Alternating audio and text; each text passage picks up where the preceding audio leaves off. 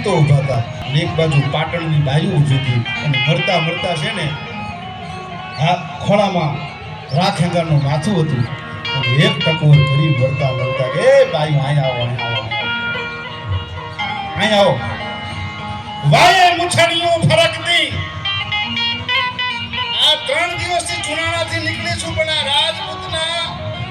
sir કલમ થઈ ગયેલું માથું છે ને મૂછું ફરકે છે ફરાક ફરાક ફરાક ફરાક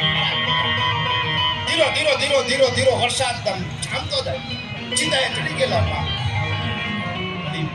માથું છે ને મૂછું ફરકતી હતી અને કીધું કે અહીં આવો હું તમને બતાવું મરદાનગી શું કહેવાય વાયે મુછડીઓ ફરકતી રૈયણ ખબૂત કબ દંત સુન બટોળા વાળ્યું બટોળા કોણ પેળે પાટણ વાળા